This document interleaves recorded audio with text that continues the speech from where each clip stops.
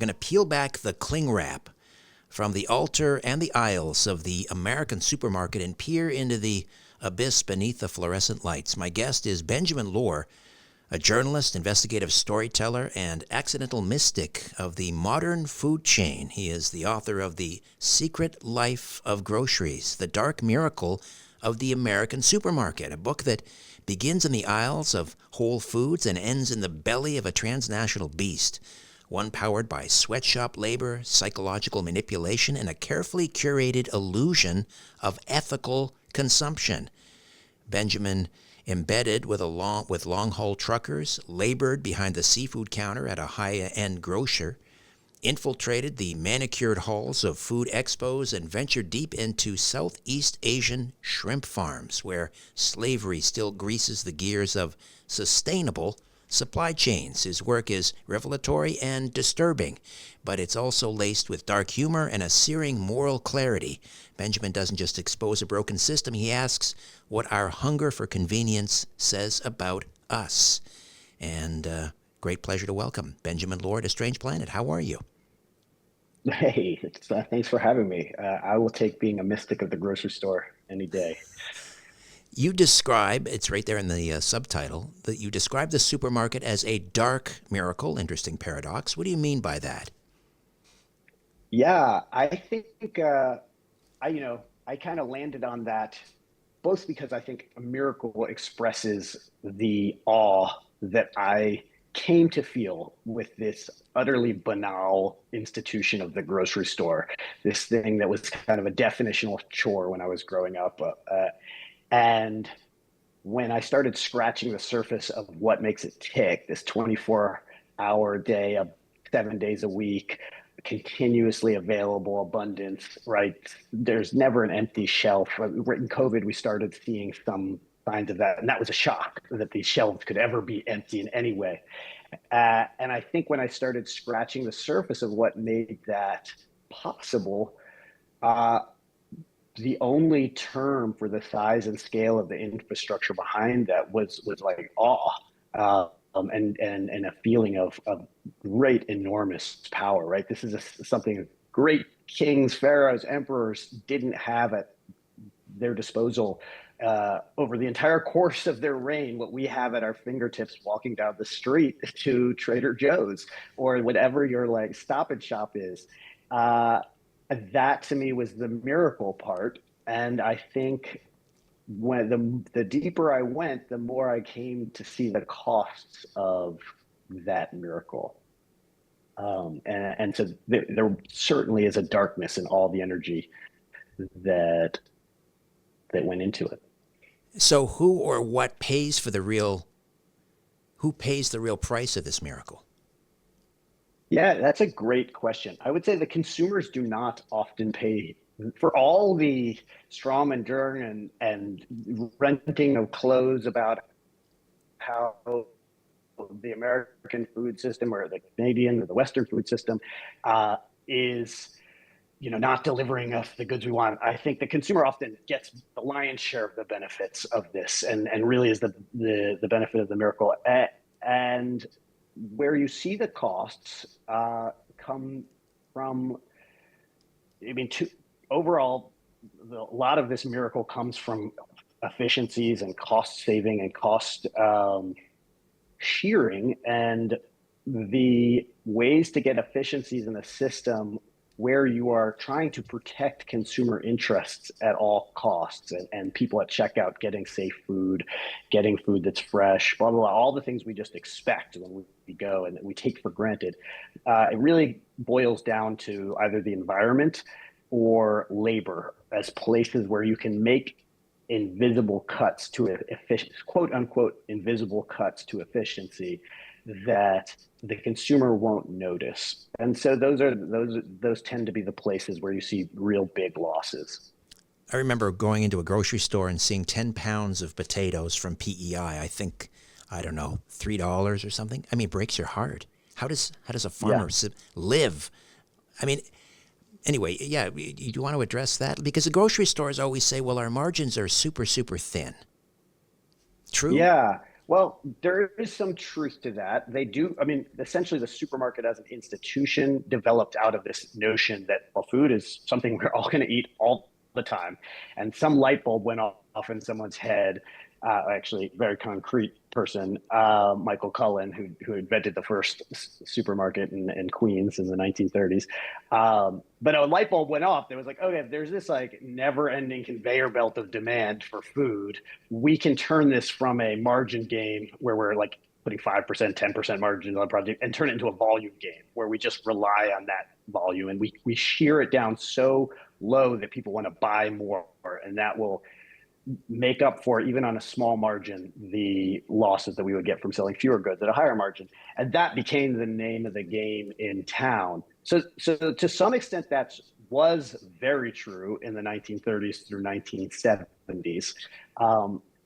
It's still true in that grocery stores have fairly thin margins. They have then turned to new profit centers because of those margins. And so you see a lot of what's called trade spend, which everyone is familiar with when you see an end cap, one of these big displays at the end of an aisle with fancy colors and Bud Lights piled high. And you kind of know that wasn't because the grocery store manager loves Bud Light, but because Bud Light paid money to get placed in that.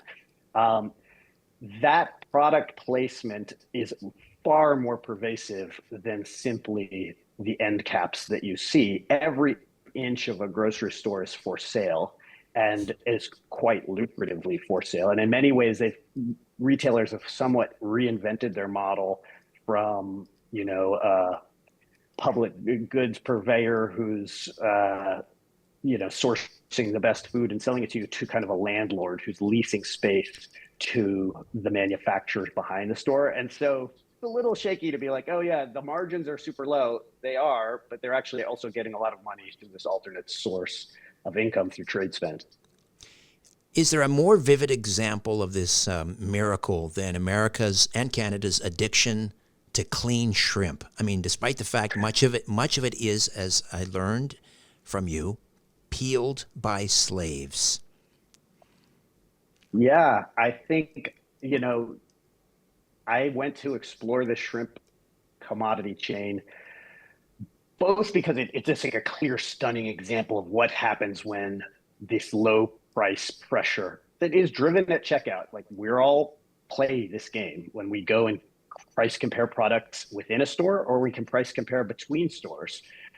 We're all playing this price comparison game, but then the grocery managers playing this price comparison game, the importers playing this game, the exporters playing this game, the manufacturer who's likely been outsourced far away is playing this game, then the manufacturer's raw materials, right? So you get these long commodity chains, shrimp being one of the largest and most opaque.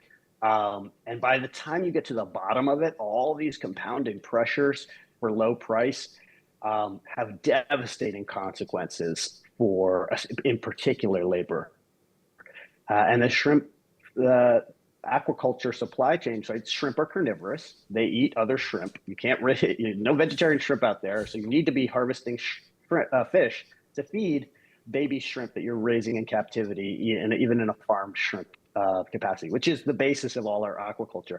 That's so far down the shrimp supply chain, however, that there's very little money for it. They rely on something called trash fish, which are just unsaleable pieces of ripped fish that come up from trawling methods when they're catching other shrimp, or small fish that are undersized and not commercially viable.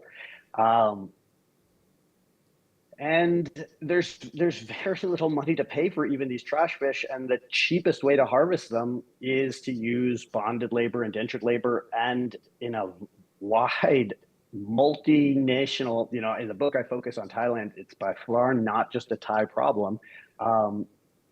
Slave labor, and I feel uncomfortable using the word slavery given America's history with slavery, but these are men and women who are often kidnapped.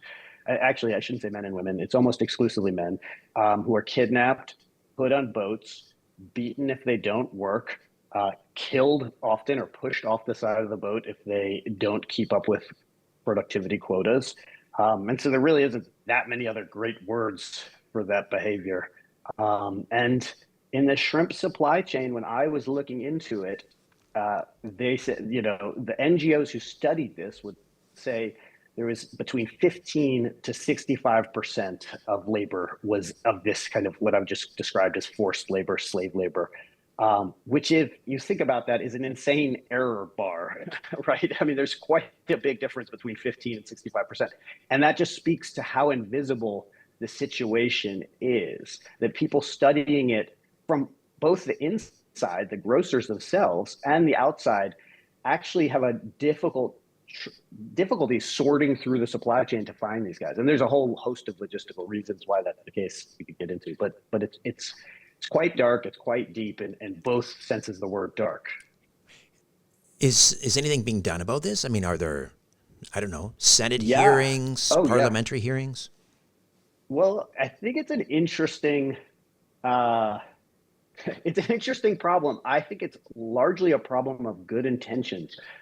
Nobody really wants this. There are very few parts of the chain that are operating as like an evil cackling cabal that are like, yeah, we want our slave labor. And in fact, you would hear, I overheard over the course of the book, some of which was on record, some of which was off record, executives stressing out over this problem and feeling quite defensive and really wanting to solve it and feeling like they didn't have the tools at their disposal to solve it, because ultimately it comes down to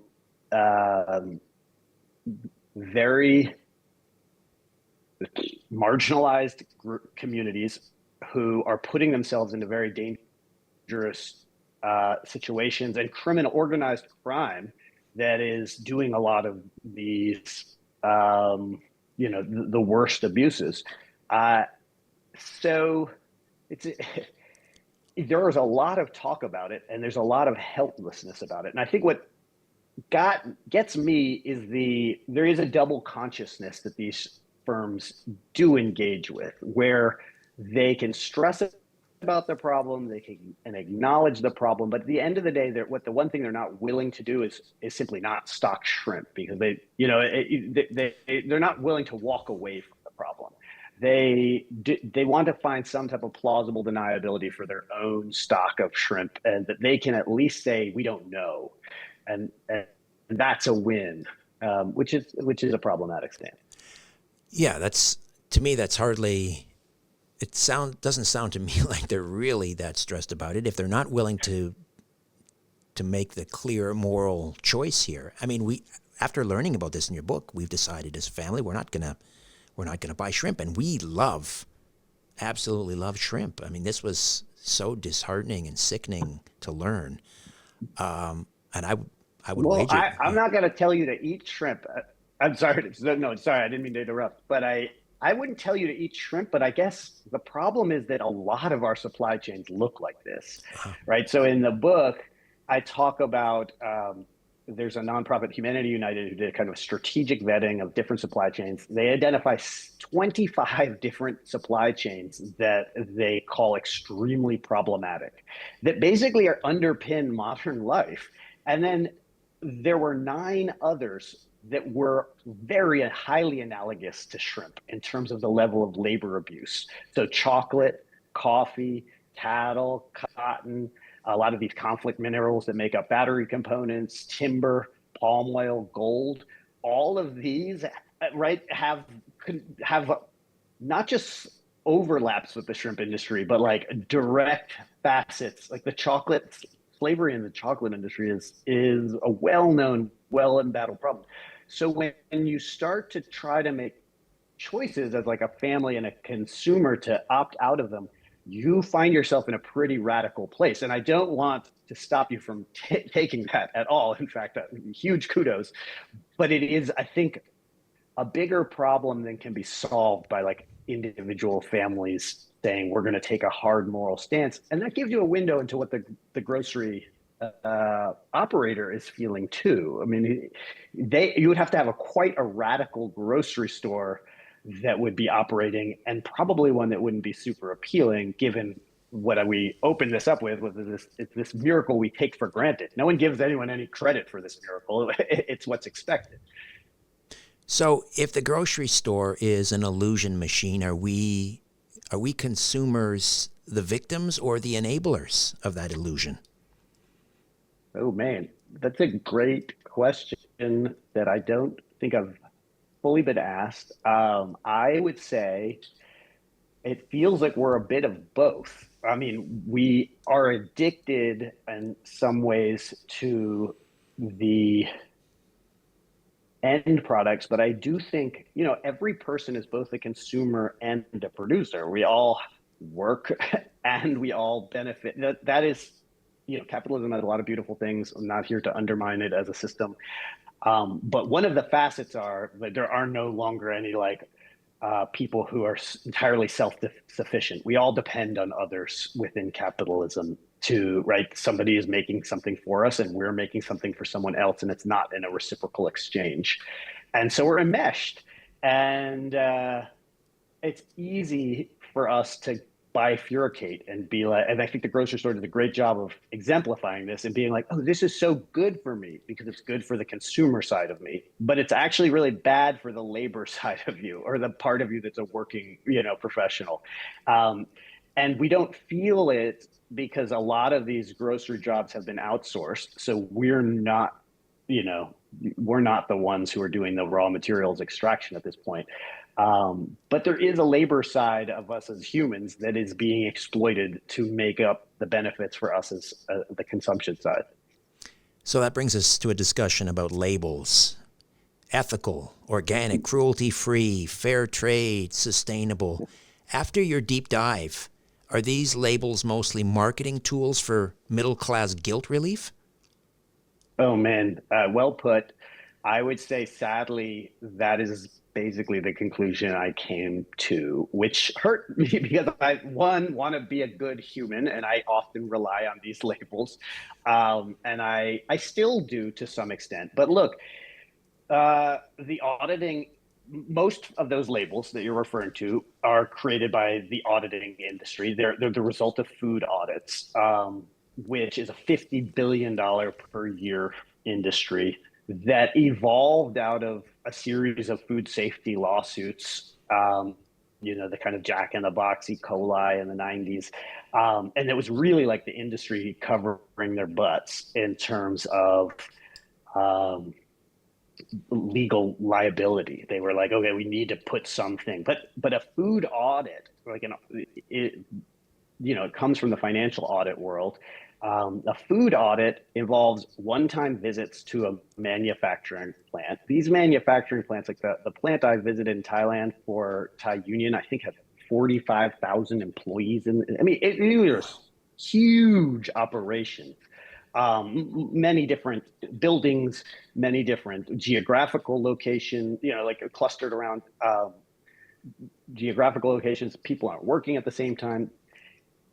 The idea that an auditor who doesn't speak the language can walk in with a bunch of demands, and even over the course of 2 days, which is what a long audit might look like, and come away with an understanding of whether wages were withheld at this plant 6 months ago is like a farce. And these audits are industry on industry, meaning there's no teeth, there's no law enforcement teeth. If you found wage abuse, which you're not going to find because these are prearranged visits, so they have plenty of time to prepare for them. And there's a whole industry that teaches people how to prepare for them. There's an industry within the industry. If you were to find egregious abuse, you would just check it off on your clipboard and ding them for it. But you wouldn't call law enforcement because that's part of the contractual agreement as an auditor that you've signed on to. There's often a chance for them to do corrective action in response. So yeah, this is not a system that is going to lead to serious change. And it's funny, when writing the book, I kept looking for people to defend the system because it's a $50 billion per year system. Somebody's got to be advocating for it. And I would talk to people within it and they'd be like, yeah, I don't know. Like we're waiting for this to evolve to the next level. Like we got to get to.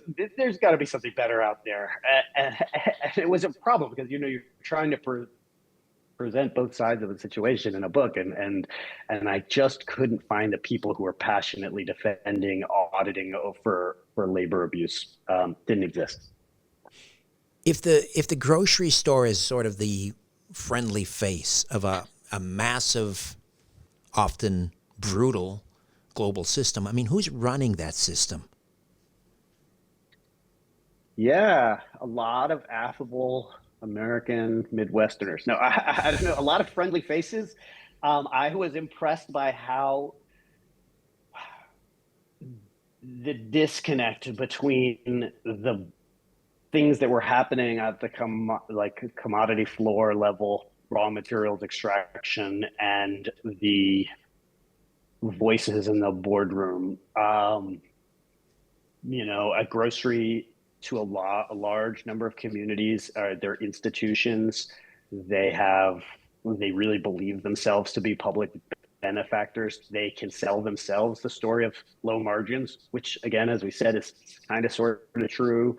And and I think they're overwhelmed by these details as well. I think there are varying degrees within this in terms of I can't say I did a survey of the top 5 CEOs of grocery. I didn't get access to them. I spent a lot of time with Trader Joe, Joe Kalum, who founded Trader Joe's, and he had a fairly he I may have been bamboozled by him, but I felt he had a high degree of personal integrity himself. He would say he was fairly alienated from a lot of traditional grocers who he did not feel had high degrees of personal integrity. Um, but a lot of these guys are. I think it's a mixed bag. It's too big. Let me step back and say it's too big an industry to like really put a label on anything. Sadly, we're talking 700 to a trillion 700 billion to $1 trillion industry. There are a lot of different actors, some of whom are probably pretty nasty, and some of whom are probably willfully blind, and some of whom are trying to reform from the inside. I want to talk about COVID because the grocery store became one of the few Yeah. public spaces that we still entered during the pandemic. What did COVID reveal, maybe even magnify, about the moral contradictions of the grocery industry? Yeah, great question. I mean, I think it it really shattered the illusion that this was a banal part of life, right? All of a sudden, we realized who was essential and who was not essential. And in America, these guys getting paid 750 to $12 an hour were super essential, critical workers. And then a lot of other people who are like myself, who are doing white collar work, are like, it's best if you just stay home and stay out of the way. Like the best thing you can do for society is to stop doing anything for society. And then there's this whole other group of people who I think were often, looked down upon or thought of just as like interchangeable worker bees, and all of a sudden we're like, oh yeah, you're getting things done that's enabling all of that. So there's a great clarifying moment there, I think. I think it also showed a lot of. I talked earlier a little bit about the low margin game is really predicated on a lot of efficiencies in the supply chain, and the idea these guys are ruthless about cutting costs up and down. And yes, there's all these bad parts of that. Yes, there's some good parts of that in that the system of logistics that underpin it is fantastically complex and enables razor, thin margins. But it also, when you cut something that close, it becomes kind of fragile. And COVID exposed the fragility of the system in a way it couldn't totally. It staggered through, and I would say largely survived. But you could see how if there had been another crisis right around then, it might not have survived. And a lot of that is because all redundancy in the system has been eliminated as a cost waste. And for something that's so essential, maybe we shouldn't be trying to skin it quite so close to the efficiency bone. Maybe some of these redundancies are okay, and we should be paying for them now in the cost of slightly higher food. I was going to ask you about whether COVID gave us kind of a fleeting chance to rethink the food system, or did it simply entrench the worst aspects of it under the banner of emergency efficiency? Yeah, I think the latter, sadly. I mean, it also, you saw it accelerate online grocery, which is probably a, itself is just takes some of the most faceless aspects of the grocery industry and makes them more concrete. The so yeah, we saw the rise of kind of dark stores and grocery stores that have no front-facing staff, but just stock bags. Um, Again, if you're looking to cut costs, invisible labor is a place where you cut costs, and so you have a super cheery logo that has like Sesame Street colors and all these primary colors on the outside, and then inside is like a dark box where people are working really hard to fulfill orders. Um, COVID certainly accelerated those tendencies. I mean, I realize this is probably shoveling sand against the tide, but I refuse to get into the self-checkout lane. Like they'll say, "Why don't you come over here?" No, I'll wait. I'm trying to save your job. Help me help you. I mean, suddenly, I don't work for Loblaws. Why am I packing my own groceries anyway? It is a great scam, though. I agree. Like we've been taught that we're all better off if we do a little bit of that work. Um, You've seen how hyper optimization shapes every inch of the grocery store. What happens when that same optimization is driven not by humans, but by AI algorithms that care about profit and not people? Yeah, I mean, I got into this human capital management, which is a fancy way of talking about how grocery store employees are scheduled, especially at larger firms. I mean, this is probably not happening at independent chains because they can't afford to do this. They would like to do this probably to compete. But so this is software that schedules employee on time and downtime, um, and it turns out that when you start feeding big data into these, you can optimize schedules at a quite a rapid clip, and it takes the name for it when I was researching is just-in-time scheduling, although that's changed because it got such a bad name, but it still persists as an idea where you are reacting to changes on the in terms of customer volume on the store floor, in terms of days, weather, all these factors in terms of designing employee schedules in a very rapid way and staffing just who you need.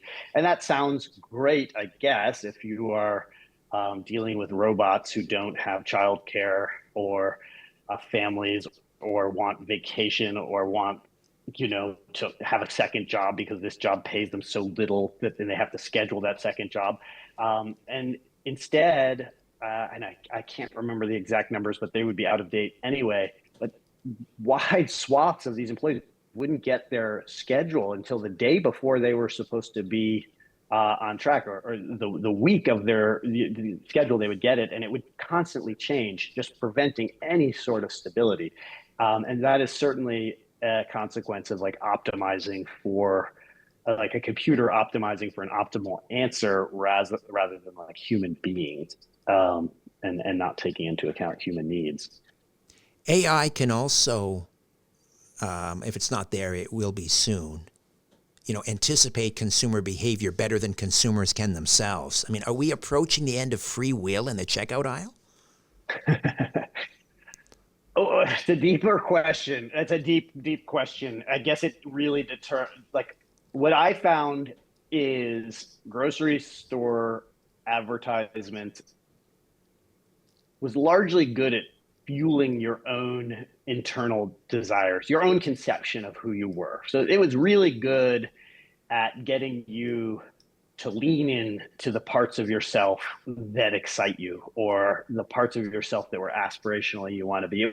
It was really bad, and actually the industry had kind of moved away from like overt manipulation to get you to contradict yourself. Like there was there's no Manchurian candidate of the grocery store where you're kind of like eyes roll back and you accidentally purchase this thing that you're repulsed by. What happens is you, and we all know this, you purchase extra of this thing you like and you end up overindulging these things that you like.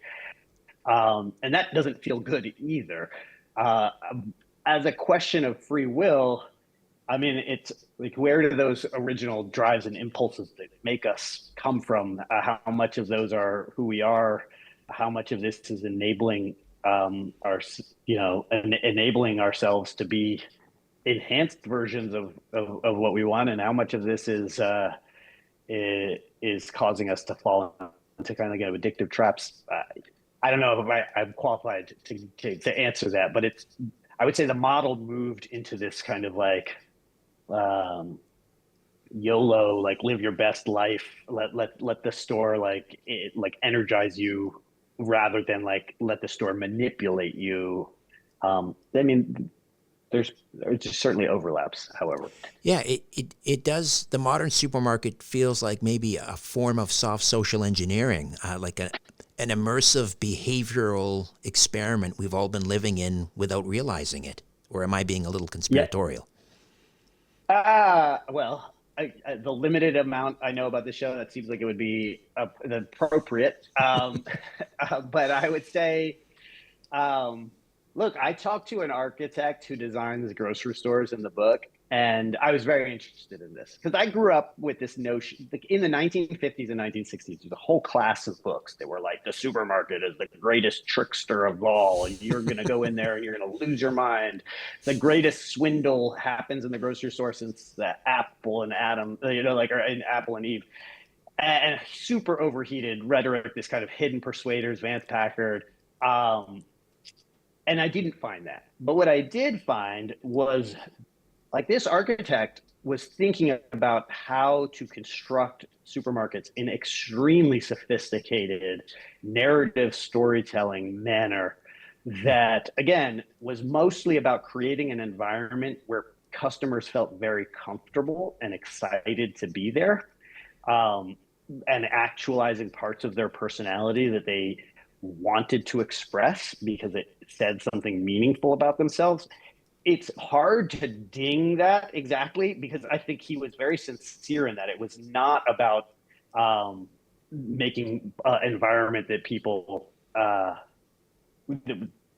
served something that they didn't like. I mean, and it was very much about differentiating and finding your own niche as a store where you can offer your own unique offering. But the tools that were put into place to do this were very sophisticated and more akin to like a Hollywood movie storytelling where the different pieces of the facade and the way that you walk through the door and the types of furniture, the types of fixtures, or the color of the lighting are all carefully calibrated to evoke certain feelings within you. I think that can all be real. I think it's interesting to understand the idea that that can be real, and it might be doing things that make you feel more like yourself, or are plan of playing the hits rather Hmm. than things that are fighting against you, or trying to even overtly manipulate you in the old school sense of like a scale that would you know put the finger on the scale or convince you that a product is there's some famous examples of like, oh, we'll shrink the packaging down and keep the price the same, and those type of manipulations do occur, but they're out of favor compared to the other style. After everything you've uncovered, slave labor, manipulated data, psychological exploitation, do you think reform is even possible, or is the entire supply chain too soaked in, I don't know, shadow to ever be cleansed? Oh, that's a great question. I mean, I did think a lot about solutions. I think it really comes down to questions of human nature. And when we think about reform, uh, how are we able to hold costs that are not represented on prices in our minds as consumers. If we how are we able to empower workers that otherwise will be subject only to market forces? I think there are places where I'm optimistic about reform. I think raising the voices of workers who are doing these things and subject to the terrible abuses that are often quote unquote invisible is something that will drive reform. I think there is a sense within the grocery store that they are trapped in a kind of a race to the bottom. And part of the reason that race exists is because everyone is pursuing it.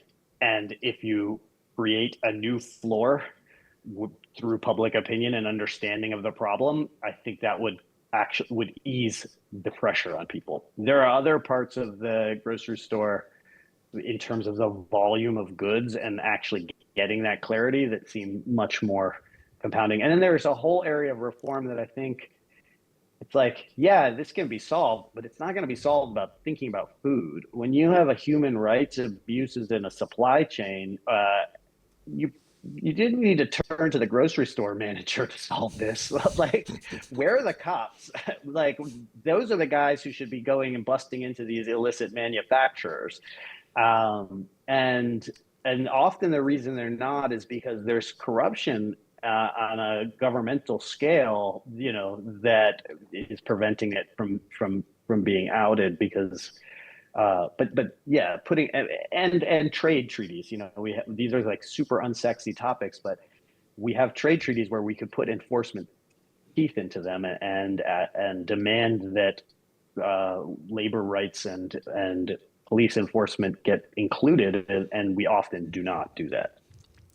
What about alternative models, whether we're talking about, farm to fork, sourcing your meat directly from the farmer, going to the farmer's market for your produce, the 100-mile diet where you only eat things that come from within a 100-mile, area. What are your thoughts? Yeah, I'm into all of that. I think it breaks down into two ways. I think if you can, I love farm markets. I think if you have a personal relationship with the manufacturer of it, there's a way to inject trust into the system, and trust is really the missing variable in a lot of this thing. We try to replace it with things like audits because it's gone, but as we just talked about, like, audits do a bad job of replacing trust and actually breed more mistrust. If you can create that interpersonal trust, I think that's a great thing. Is it a scalable solution is unclear. I mean, it's a miracle, the grocery store, because it saves so much time, and because and again, we're enmeshed in this. For someone like myself, it's a fairly viable option, but I have a lot of privileges. Like, I'm not raising a family of 4, and I don't have 2 jobs, and I have some free time so that I can make shopping into a thing that's a little bit more indulgent, where I'm saving helping do a good thing when I'm meeting my own needs. I think there are more marginalized people who it's a little unfair to ask them to save the world at the same time as, like, get dinner.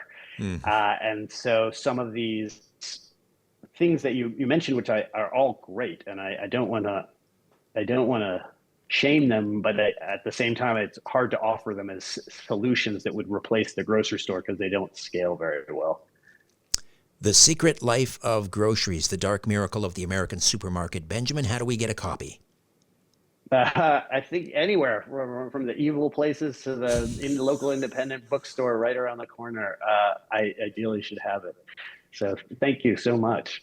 Benjamin, great meeting you, and fascinating conversation. Thank you so much. Yeah, I really appreciate it. Great questions. A new Richard Syrett's Strange Planet drops every Monday, Wednesday, and Friday.